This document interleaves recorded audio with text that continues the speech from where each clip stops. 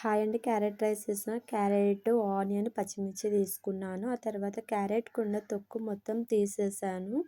తీసేసాక చేసిన అన్నము ముందే అన్నం చేసి పెట్టానండి. అన్నం చేశాక రైస్ అయిపోయింది. అయ్యాక పచ్చిమిర్చి, క్యారెట్, ఆనియన్, అల్లం వెల్లుల్లి పేస్ట్ కచ్చా పచ్చా దంచుకొని ధనియాల పొడి, గరం మసాలా, కారం ఇవన్నీ తీసుకున్నాను. అలాగే కొంచెం కరివేపాకు. ఫస్ట్ బాండీలో కొంచెం ఆయిల్ వేయాలి. ఆయిల్ వేసి కొంచెం వేడెక్కాక ఆనియన్స్ వేసి బ్రౌన్ కలర్ వచ్చేదాకా వేయించుకోవాలి బాగా. ఆ తర్వాత క్యారెట్ ఇంట్లో ఉండే ఇంగ్రీడియంట్స్తోనే చేస్తున్నాను. ఇంకా ఏం వేయలేదు. క్యారెట్ బాగా వేగాక దానిలో ఇంత పచ్చిమిర్చి వేసి బాగా కలిపాను. అల్లం వెల్లుల్లి పేస్ట్ అందుకు వేశాను. పిల్లలకి ఎక్కువ క్యారెట్ రైస్ అంటే ఇష్టం మా పెద్ద పాపకు. అందుకే ఆమె కోసం అని చేశాను. అలాగే కొంచెం కరివేపాకు అన్నీ వేసి చేశాను.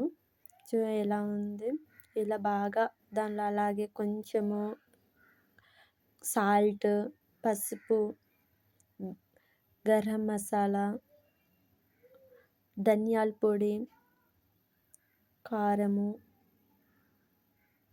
3 వేసి బాగా కలుపుకోవాలి. అలాగే కొంచెం సాల్ట్ వేయాలి. పసుపు, సాల్ట్ వేసి కలపాలి. బాగా అలా కలిపిన తర్వాత టేస్ట్ చూసుకోవాలి ఎలా ఉంది అనేసి. ఉప్పు సరిపడా వేసుకోవాలి.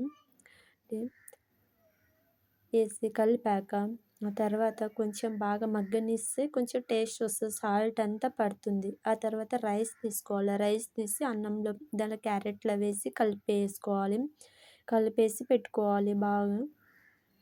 ఏమైనా సాల్ట్ తక్కువైనా ఏదైనా మళ్ళీ యాడ్ చేసుకోవచ్చు.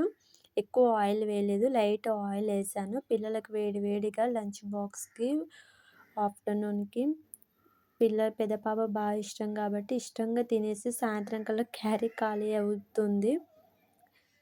ఇష్టమైన ఫుడ్ చేస్తే పిల్లలు ఇష్టంగా తింటారు. ఓకే అండి. లైక్, షేర్, సబ్స్క్రైబ్ చేయండి.